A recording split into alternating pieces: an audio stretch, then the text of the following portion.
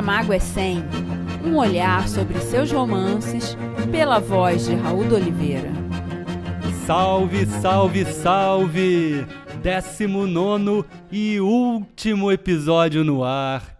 Pois é, gente, chegamos à derradeira etapa dessa inesquecível viagem literária pelas sempre vivas palavras de José Saramago. Foram 12 meses percorrendo toda a sua vida e a sua obra. 12 meses mergulhados em cada um dos seus 17 romances, descobrindo os bastidores da sua produção e o contexto em que cada livro foi concebido, além dos contos, crônicas, peças de teatro, diários e livros infanto-juvenis que compõem uma biblioteca inigualável, com mais de 40 títulos produzidos em 60 anos de escrita. Um ano riquíssimo, dedicado a homenagear o centenário de um artista notável. Mais do que um premiado escritor de renome internacional, um ser humano, um José, simples como todos os nomes.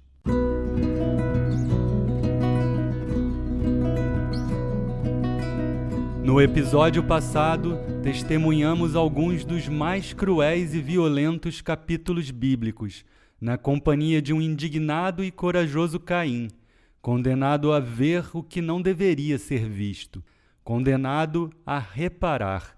Assistimos também à impressionante força vital de Saramago, sua urgência por dizer e escrever aquilo que ainda lhe faltava, sua lucidez e capacidade de trabalho que o permitiram produzir um novo romance em meio ao seu desfalecimento físico.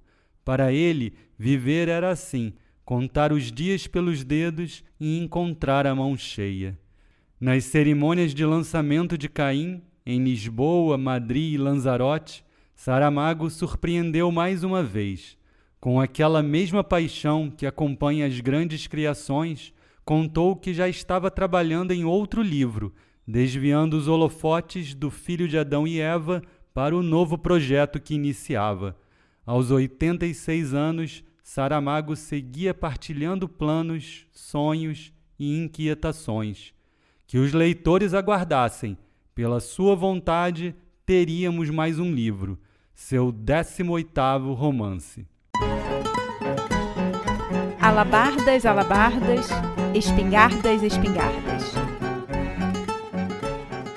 Ao longo do podcast, as palavras poéticas do curador da Fundação Saramago, Fernando Gomes Aguilera, ilustraram e inspiraram muitos caminhos narrativos. Fernando esteve com Saramago desde seus primeiros dias em Lanzarote, testemunhando o nascimento de cada uma das suas obras a partir do ensaio sobre a cegueira. E, naturalmente, acompanhou todo o processo criativo dessas incompletas alabardas, compartilhando conosco este relato. Apenas alguns meses depois de ter concluído Caim, em meados de agosto de 2009, Saramago abriu um arquivo de notas no seu computador portátil dedicado ao romance que pretendia começar.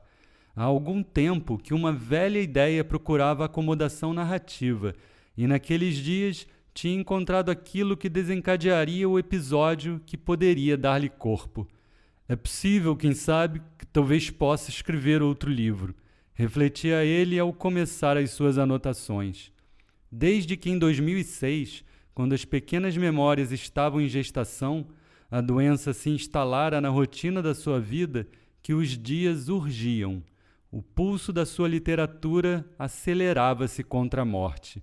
O próprio escritor, consciente do cerco paulatino a que era submetido pela adversidade e também da sua manifesta produtividade, soube explicar isto com uma metáfora gráfica. Talvez a analogia perfeita seja de vela que lança uma chama mais alta no momento em que se vai apagar. Para dar testemunho do seu rendimento e da gravidade das suas cintilações, aí estavam A Viagem do Elefante, Caim e Os Fogachos Bloguistas de O Caderno, 3 títulos em pouco mais de 2 anos, no período em que a sua doença se consolidava. Agora, sem solução de continuidade, Saramago refugiava-se de novo na escrita. Estava a fechar portas e faltava-lhe ainda dizer coisas. Teria tempo suficiente para as abordar? É possível, quem sabe, talvez, revelava ele, cauteloso embora esperançado, na linha inicial dos seus apontamentos.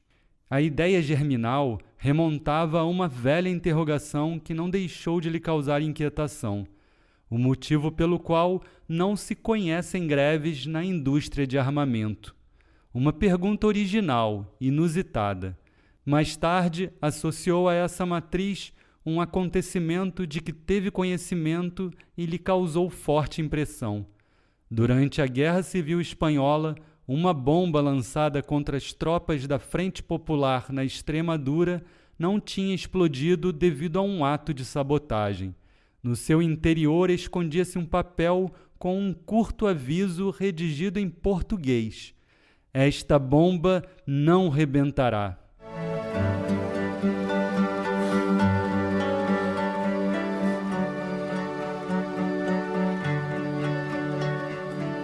Saramago foi um pacifista e pacificador diligente. Interveio como mediador em conflitos como o da ETA, na Espanha, e de Chiapas, no México. Não se calou diante da invasão do Iraque pelas forças estadunidenses, nem dos ataques israelenses à Palestina. Sem paz, sem uma paz autêntica, justa e respeitosa, não haverá direitos humanos. E sem direitos humanos, todos eles, um por um, a democracia nunca será mais do que um sarcasmo, uma ofensa à razão, um gozar conosco. Seu pensamento pacifista sempre o norteou. Ainda nos idos de 1982, escreveu um texto praticamente desconhecido, intitulado Mensagem de Paz, onde advertia para a nefasta lógica belicista enquanto defendia o caráter revolucionário da paz. Culturalmente, temos de reconhecê-lo, os homens são facilmente mobilizáveis para a guerra e dificilmente mobilizáveis para a paz. Eis uma evidência que deveria constituir, desde logo, um estimulante tema de reflexão. Ao longo da história, a humanidade sempre considerou, ou foi levada a considerar, a guerra como meio eficaz de resolução dos conflitos, e sempre os governantes se serviram dos breves intervalos de paz para a preparação da guerra que há de vir. Mas foi sempre em nome de uma paz futura que se declararam todas as guerras. É sempre para que amanhã vivam os filhos pacificamente que se sacrificam hoje os países.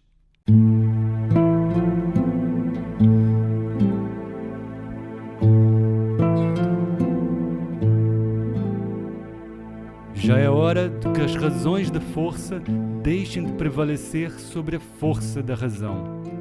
Mentalmente forte como nunca, embora cada vez mais frágil fisicamente, Saramago lutou quanto pôde pela realização deste livro. Aos 24 de outubro de 2009, deixou esta nota registrada. Depois de uma interrupção causada pelo lançamento de Caim e suas tempestuosas consequências, regressei a Bellona S.A. Corrigi os 3 primeiros capítulos, e é incrível como o que parecia bem o deixou de ser, e aqui deixo promessa de trabalhar no novo livro com maior assiduidade. Sairá ao público no ano que vem, se a vida não me falta. Mas a vida ia-lhe ficando pelo caminho. As limitações não o ajudavam a sentar-se ao computador e dar continuidade ao projeto, embora a sua cabeça persistia em agarrar-se e dar voltas à história. Inicialmente, o livro se chamaria Bellona S.A., mas em fevereiro de 2010, mês em que fez seus últimos apontamentos, deixou anotado que a epígrafe que antes havia escolhido seria o sonoro título definitivo: Alabardas, alabardas, espingardas, espingardas. Através deste verso do imortal Gil Vicente, extraído da tragicomédia Exortação à Guerra, Saramago faz sua última homenagem à literatura portuguesa. Epígrafe e dedicatória. Como essas inacabadas alabardas sobreviveram sem epígrafe ou dedicatória registrada, decidi usar esse espaço para escolher a epígrafe e dedicatória do podcast. Afinal, se Saramago é 100 fosse impresso, seria um belo livro, não acham? Começando pela epígrafe, pensei que, logicamente, teria que vir do homenageado, mas também não poderia ignorar uns versos de Ricardo Reis, que acompanharam José ao longo de sua vida como uma profissão de fé, definindo sua pessoa e sua maneira de ser. Versos que também norteiam minha existência. Para ser grande, sê inteiro, nada teu exagera ou exclui. Sê todo em cada coisa, põe quanto és no mínimo que fazes. Assim, em cada lago a lua toda brilha, porque alta vive.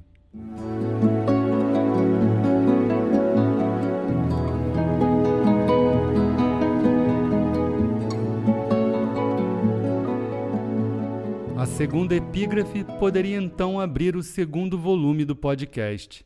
Como a segunda temporada começou com um ensaio sobre a cegueira, nada mais claro que trazer uma epígrafe extraída desse livro visionário.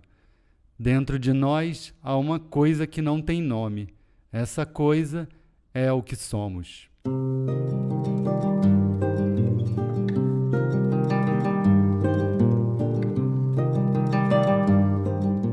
Epígrafes definidas, vamos à dedicatória. Assim como José tem sua Pilar, eu tenho a minha Diana, minha esposa, amante, amiga e parceira, minha sorte, meu sim, aquela que se faz presente em cada minuto do meu dia e acompanhou todas as etapas de construção de cada episódio do podcast, com atenção, carinho e muito amor. A dedicatória só poderia ser uma: a Diana, minha vida. E assim começa o romance. O homem chama-se Arthur Paisemedo e trabalha há quase 20 anos nos serviços de faturação de armamento ligeiro e munições de uma histórica fábrica de armamento conhecida pela razão social de Produções Bellona S.A., nome que convém aclarar, pois já são pouquíssimas as pessoas que se interessam por estes saberes inúteis, era o da deusa romana da guerra. Nada mais apropriado, reconheça-se. Este Arthur Paisemedo não é nem solteiro nem casado, nem divorciado e nem viúvo.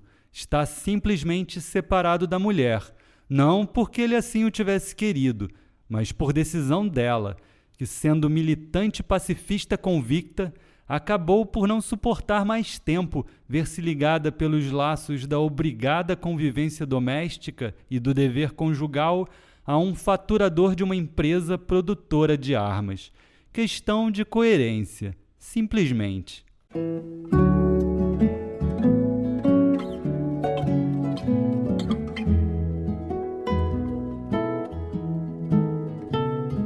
Simplesmente Saramago.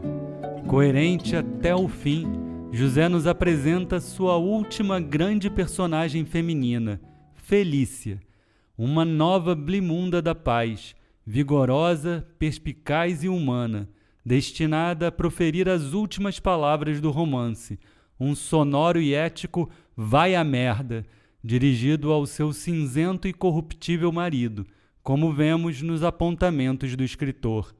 Saramago buscava dissecar o paradoxo moral desse Arthur Paisemedo, empregado exemplar de uma fábrica de armas, capaz de se abstrair das consequências resultantes da sua eficiência profissional, o aparente bom cidadão. É lindo perceber todos os traços saramaguianos presentes nessas pouco mais de 22 folhas. Sua prosa musical, seu narrador absoluto, seus diálogos ágeis e profundos, aquela ironia cética, aqueles personagens marcantes e sua postura política. Um questionamento singular e absoluto, coalhado de palavras buriladas. Um Saramago em estado puro até as últimas linhas, ativamente indignado com o poder, a violência e a estupidez humana, consciente do seu dever e da sua finitude, consciente de que sempre chegamos ao sítio onde nos esperam. Episódio 19. Obrigado, José. A escrita das Alabardas foi interrompida em outubro de 2009, mas não foram suas últimas palavras. Saramago ainda escrevia ou ditava textos para seu blog, que todas as noites, às 0h, se publicavam na página da Fundação e no periódico português Diário de Notícias. O último texto já não pôde escrever. Disse simplesmente que queria publicar e ditou 2 simples palavras. Aconteceu assim. Era 2 de junho de 2010 e José Saramago via o telejornal das 3h na televisão espanhola, quando uma notícia lhe prendeu toda a atenção. A flotilha da paz, que pretendia romper o cerco a que estava submetida a faixa de Gaza e que transportava material escolar e sanitário, foi atacada pelo exército israelense com uma violência inusitada. Saramago contemplava as imagens com a atenção que o assunto exigia. Olhava o televisor como que hipnotizado, talvez pensando que se a doença não o tivesse impedido, ele estaria ali, nessa flotilha, quando umas palavras o comoveram particularmente.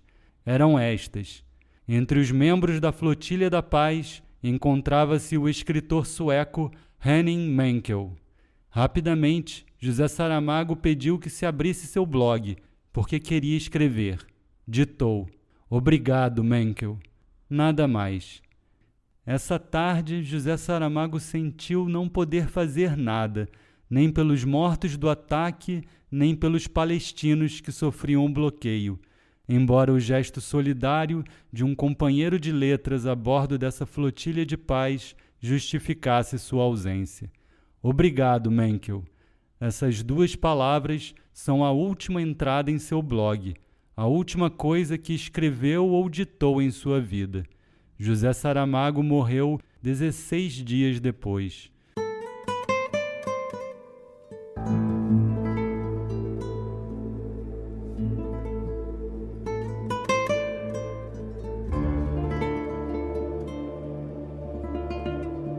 O emocionante texto que acabei de ler, assim como muitas informações preciosas e íntimas, eu descobri através das páginas desse livro para amigos, que é A Intuição da Ilha, Os Dias de José Saramago em Lanzarote, de Pilar Del Rio. Em uma entrevista recente, Pilar contou que escreveu o livro durante a pandemia, após muitas e insistentes pressões de uma amiga editora, que, por ter convivido com o casal na casa, sabia que aquelas paredes tinham muita história. Reticente, Pilar só se rendeu à escrita quando a amiga vaticinou: "Estamos em uma pandemia, podemos morrer a qualquer momento, e se você morre, perdemos todas essas memórias." Para nossa sorte, Pilar está aí, firme e forte, e seu livro memorial se fez bússola na minha navegação particular pelos mares de Saramago. Obrigado, Pilar.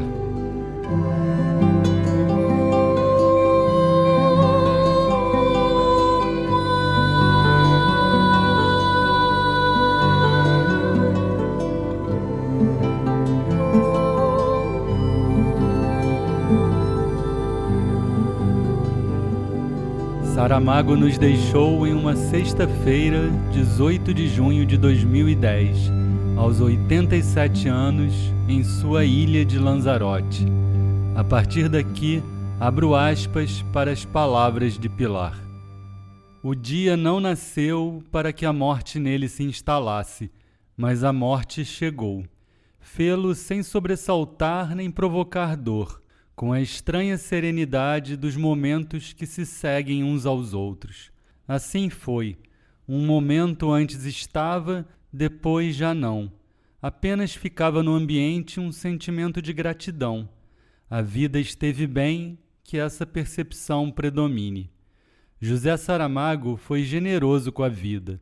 Não deixou nada por viver.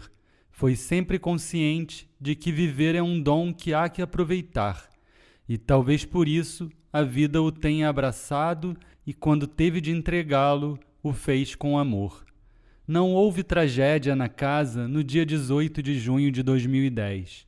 Sim, um íntimo e profundo luto que se transmitia apenas por olhares, apenas pelo silêncio. Antes de se iniciar seu regresso a Portugal, decidiu-se que Saramago passaria por sua biblioteca. Ali se instalou a capela ardente, no centro da sala, rodeado de seus livros. Muitas pessoas passaram ao longo da tarde pela biblioteca. Chegaram dezenas de coroas de flores de instituições e amigos dos mais diversos lugares do mundo. Passaram também leitores que levavam livros. A família todos ia recebendo. Houve uma leitura de O Evangelho segundo Jesus Cristo, Maria e Jesus regressando de enterrar José, a comoção descrita por Saramago, as lágrimas do livro e as que o dia trouxe, a necessidade de continuar a viver de outra maneira, assumindo mais vida na própria vida.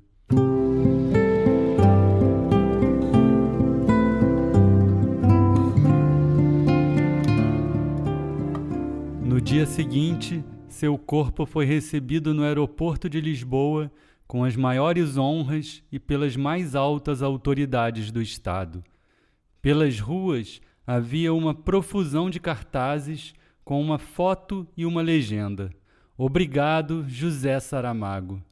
A Polícia Municipal anunciou que mais de 20.000 pessoas haviam passado pela Capela Ardente nas horas em que esteve aberta. Diante do caixão, muitas dessas pessoas benziam-se, outras levantavam o punho, outras simplesmente baixavam a cabeça.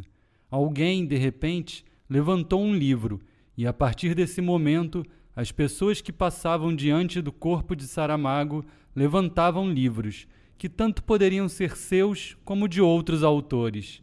A verdade é que saudavam com afeto e consideração pela literatura. No dia seguinte, quando o cortejo fúnebre empreendeu seu último caminho até o cemitério, onde iria ser cremado, também inumeráveis leitoras e leitores levantaram livros. O cemitério era um mar de livros em que 2 títulos se distinguiam: Levantado do Chão e Todos os Nomes. O grande amigo Eduardo Lourenço quis que se introduzisse um livro no caixão, próximo do coração de José Saramago. Assim se fez. O livro era Memorial do Convento, e na dedicatória que lhe fez a modo de carta, deixou: Agora vais ter tempo de te dares conta da maravilha que escreveste. Uma semana depois, o presidente da Câmara de Lisboa, Antônio Costa, anunciou solenemente na Casa Fernando Pessoa que os restos de José Saramago ficariam na cidade, sob uma oliveira trazida de Azinhaga, sua terra natal, que se plantaria em frente à Casa dos Bicos, edifício destinado a ser sede da fundação. Quando, um ano mais tarde, se realizou a cerimônia e as cinzas de José Saramago se fundiram com as raízes da oliveira, a terra que as cobriu era de Lanzarote, amorosamente recolhida de debaixo da pedra negra do jardim, onde um dia o escritor pensou que seria um bom lugar para ficar. Não subiu às estrelas se a terra pertencia. O final de Memorial do Convento é o melhor epitáfio, o escolhido para ser sua companhia.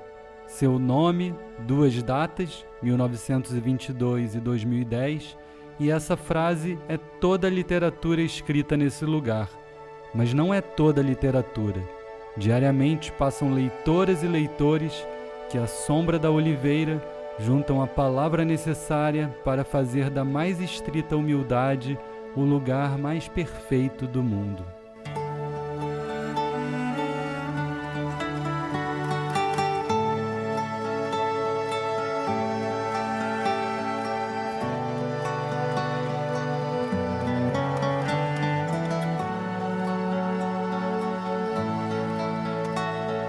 Para mim, o ideal de vida é ser uma árvore. A árvore está ali, alimenta-se diretamente do chão, da terra, cresce, abre-se, dá flores, se é árvore para dar flores, ou frutos, se der, e vive o tempo que tenha de viver. Uma sequoia vive 1000 anos, há oliveiras no nosso país que são centenárias, e várias vezes centenárias, mas tudo acaba, tudo acaba. Se derreterem os gelos do Ártico, vamos ficar debaixo d'água. Um dia a Terra desaparece, o Sol apaga-se, o sistema solar acaba e o universo nem sequer se dará conta de que nós existimos. O universo não saberá que Homero escreveu a Ilíada.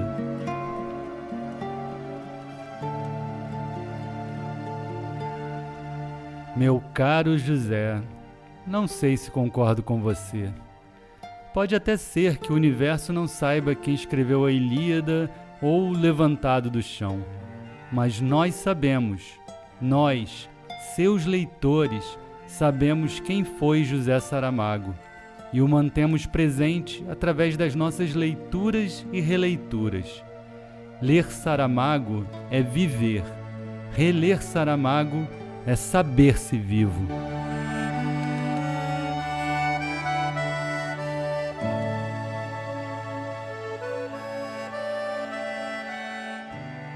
Um outro livro de ouro no meu processo de produção foi As Artimagens de Saramago, da professora Leila Perrone Moisés.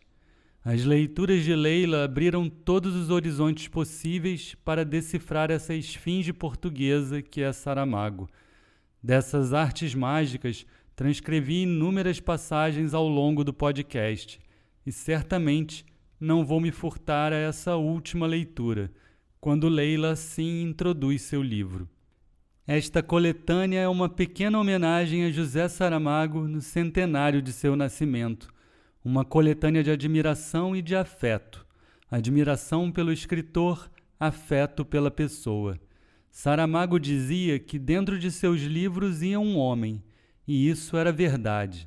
Quem teve a felicidade de conhecê-lo sabe que, em pessoa, ele era igualzinho ao autor-narrador de seus romances, sisudo e bem-humorado, seco e afetuoso, indignado e generoso, pessimista e esperançoso, altivo e modesto. Seus inúmeros leitores também tiveram e têm a sorte de conhecer esse homem, por seus livros, pelas numerosas entrevistas em que ele se explicava por inteiro e pelos diários que deixou. Conhecer o homem por detrás da obra aproximou o romancista dos leitores, estreitando laços que vão além da admiração. Sua obra é acolhedora, ela nos inclui e envolve.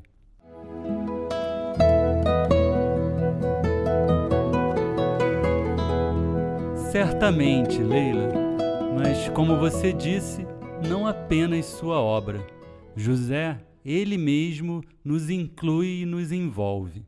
Uma vez, perguntado se não se cansava com o assédio diário dos fãs, com os incontáveis pedidos de autógrafos, Saramago respondeu: "Bem, pode ser cansativo, mas pense você no dia em que tudo isso deixaria de acontecer. É certo que eu digo muitas vezes que lamento ter perdido a invisibilidade, mas provavelmente se amanhã eu deixasse de ter leitores e passasse numa rua e ninguém me dissesse: 'Olá, como vai? Como tem passado?' ou não tivesse um sorriso de reconhecimento, isso me ia faltar. Claro, são coisas que não têm valor material, mas têm um valor emocional enorme, como as cartas que chegam. Cartas absolutamente extraordinárias, muitas delas autênticas peças literárias, que o são sem quererem sê-lo. Às vezes, digo que a obra literária de um autor, a obra completa de um autor, aquilo a que se chama obras completas de fulano, só estaria realmente completa se publicasse num volume, ou 2 ou 3, as cartas dos leitores. Nas universidades fala-se muito da teoria da recepção, de como livro recebido, e uma leitura dessas cartas ajudaria os teóricos a compreender muitas coisas. Provavelmente, muitos deles não puseram os olhos nunca em cartas como estas.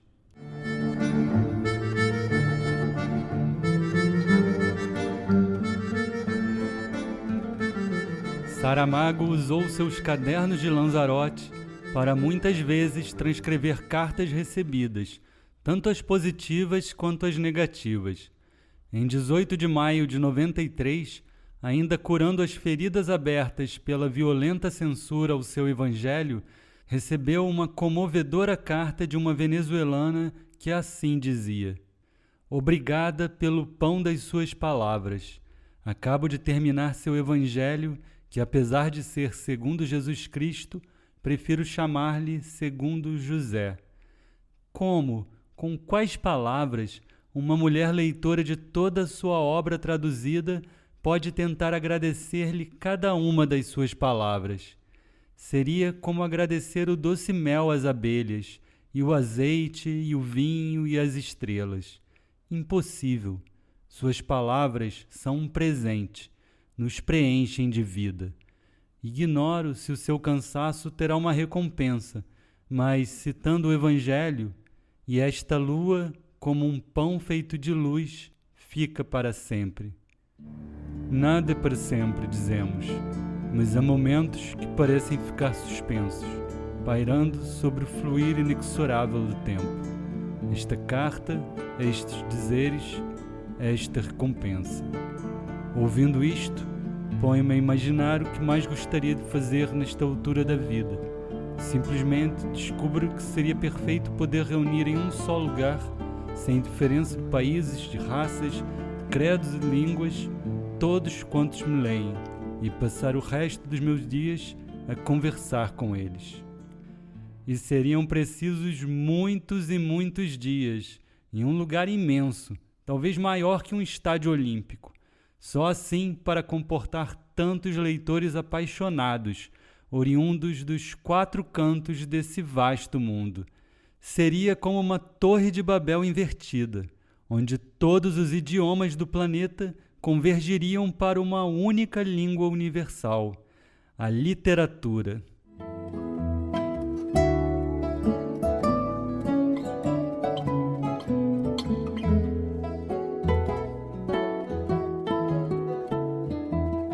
O alcance de Saramago é mesmo monumental.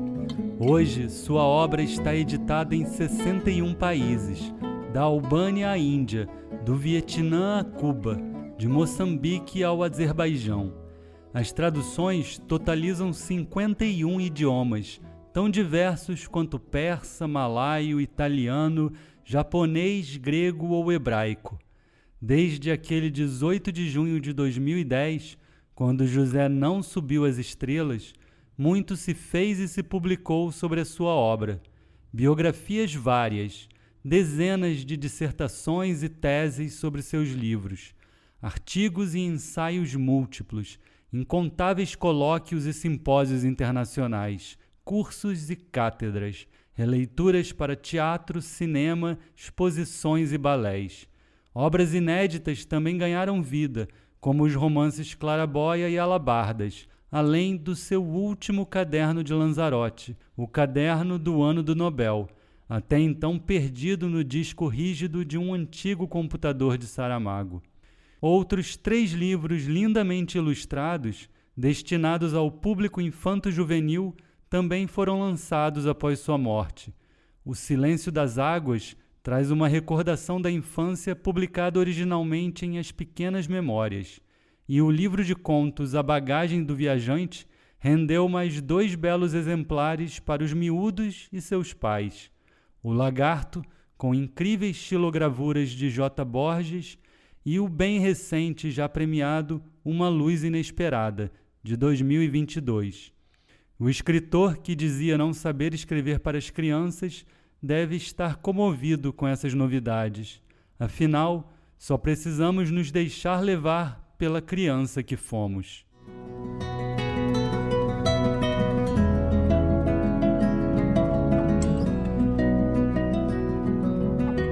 As redes sociais também foram inundadas pelas palavras, imagens e resenhas saramaguianas. E foi nesse contexto que criei coragem para participar dessas comemorações. Aos 17 de agosto de 2022, entrava no ar, pelo Spotify e YouTube, o primeiro episódio do nosso Saramago é 100. Partindo do seu livro de estreia, Terra do Pecado, acompanhamos o caminhar do escritor passo a passo, livro a livro, com ênfase nos romances e nas leituras que o próprio José fez de si mesmo e de sua obra. Sem falsa modéstia, talvez esse podcast seja uma das homenagens mais completas, contínuas e duradouras desses 100 anos de Saramago. Ao longo de 19 episódios, produzimos mais de 11 horas de conteúdo original, sem qualquer tipo de patrocínio, movidos apenas pelo carinho dos ouvintes e pelo amor ao escritor. Amor que me fez dar a volta em mim mesmo várias vezes, encontrar aqui dentro aquela coisa que não tem nome, reconhecer no outro o outro que somos. Saramago me faz pensar diferente, dizendo não às verdades absolutas, lutando por nossos direitos e sendo consciente dos nossos deveres. Ele nos busca dentro da caverna, ilumina os caminhos e nos convida a decifrarmos juntos a ordem oculta no caos, à medida que procuramos saber, pelo menos um pouco mais, o que é o ser humano.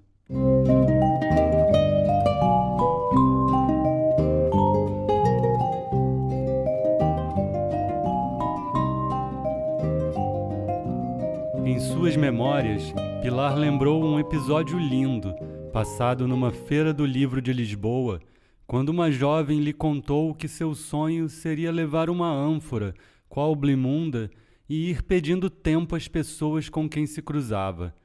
Dá-me uns minutos, uma semana, umas horas, estou a ganhar tempo para o entregar a José Saramago, dizia emocionada e emocionando a todos. O tempo recolhido nessa ânfora de tantas vontades foi muito maior do que o imaginado. É o tempo da literatura, também conhecido como eternidade. Eternidade que se expressa através de tantas personagens inesquecíveis, vozes mestras desse autor sabiamente aprendiz. Tempo de Blimunda e Baltazar, do sapateiro Silvestre e do pintor H. Tempo dos mau tempo. Tempo de Camões, Pessoa e Reis. De Lídias, Marcendas e Martas. Joanas Cardas, Evas e Liliths. Ou das Marias, Guavairas, Saras e Magdalas. Tempo de Deus e do diabo. De Jesus, Adão e Caim. Mas também tempo de homens comuns, de Raimundo Silva, Tertuliano ou Cipriano Algor, de um médico, sua mulher e um cão das lágrimas. Tempo de Constante, Achado e Tomárquitos, de Salomão e Subro, de um violoncelista e sua morte. Tempo de um senhor José, multiplicador de buscas e encontros, histórias, sonhos e emoções.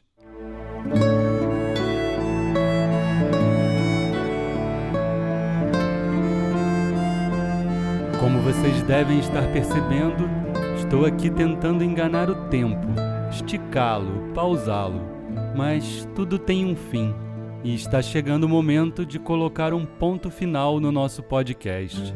Tempo de agradecer. Toda a gratidão do mundo à minha equipe tão profissionalmente familiar. Minha amada diretora de arte, locutora, fotógrafa e cinegrafista Diana Machado e meu talentoso designer gráfico Percy Ellis. Sem vocês, esse podcast seria apenas um sonho. Obrigado ao meu saudoso pai Hernani Martinho por me ensinar o amor pelas palavras e à minha querida mãe Marilena por me acompanhar ao longo dessa e de todas as jornadas. Gratidão ao meu enteado Theo Machado por ter vibrado e participado de todas as etapas do podcast, desde as primeiras leituras até a estreia de cada episódio. E ao Madre Deus pela trilha sonora composta de todas as emoções possíveis. Obrigado também à Fundação José Saramago por ter reconhecido o podcast com várias menções nas suas redes sociais ao longo desse ano. E por último, meu agradecimento mais do que especial a você, que aceitou meu convite para viajar nessa saramágica passarola. Seu ouvir é o sentido do meu encontro. Em sua companhia proponho um brinde à amizade, à arte e à literatura. Um brinde ao nosso José. Para quem tiver a sorte, com um Malvasia branco, seco e fresco, o vinho vulcânico que Saramago aprendeu a beber em Lanzarote. Por aqui vou com um encorpado tinto alentejano, sincero como Saramago. Saúde! Agradecimentos feitos, é hora de dizer adeus. Mas como fazê-lo? Não está sendo nada fácil achar esse ponto final. Passei dias e dias diante dessa última locução sem saber o que dizer. Vivi intensamente cada passo de José, vivi cada vida sua, mas também fui aos poucos morrendo a sua morte. E agora é preciso seguir, conhecer o nome que tenho e lembrar que o que dá o verdadeiro sentido ao encontro é a busca. Nessa busca contínua, tentei entender quais sentimentos me movem agora. Se um vazio, uma tristeza pelo fim ou uma felicidade serenamente orgulhosa, uma alegria pelo êxito em ter concluído esse projeto tão ambicioso. Acho que é isso. Pode ser alegria. Esse sentimento me remeteu imediatamente ao segundo livro de poesias de Saramago, publicado em 1970, justamente com o título Provavelmente Alegria. Pronto, achei a chave que fecha abrindo. Poesia. Restava então encontrar um poema que simbolizasse esse fim, mas que também projetasse futuros, que sintetizasse as aprendizagens, que contivesse José e seu mundo, um mundo de terra, ilhas e palavras, um mundo de vontades, paz e liberdades, um mundo de água, pedra e alma, um mundo levantado. E encontrei, se chama Na Ilha por Vezes Habitada, e contém um Saramago em estado de poesia, impressionantemente escrito há 53 anos, como se fosse hoje. Emocionado, me despeço aqui dizendo seu poema. Na ilha por vezes habitada do que somos, há noites, manhãs e madrugadas em que não precisamos de morrer. Então, sabemos tudo do que foi e será. O mundo aparece explicado definitivamente e entra em nós uma grande serenidade, e dizem-se as palavras que a significam. Levantamos um punhado de terra e apertamo-la nas mãos, com doçura. Aí se contém toda a verdade suportável, o contorno, a vontade e os limites. Podemos então dizer que somos livres, com a paz e o sorriso de quem se reconhece e viajou a roda do mundo infatigável, porque mordeu a alma até aos ossos dela. Libertemos devagar a terra onde acontecem milagres como a água, a pedra e a raiz. Cada um de nós é, por enquanto, a vida. Isso nos baste. O podcast Saramago é 100 tem pesquisa, roteiro, edição e apresentação de Raul de Oliveira. Direção de arte e locuções, Diana Machado. Design gráfico, Percy Ellis. E as músicas que vocês ouvem aqui são dos maravilhosos portugueses do Madre Deus. E se vocês quiserem deixar comentários ou sugestões, me acompanhem pelo Instagram, @raul.doliveira e YouTube Raul de Oliveira. Saramago é 100!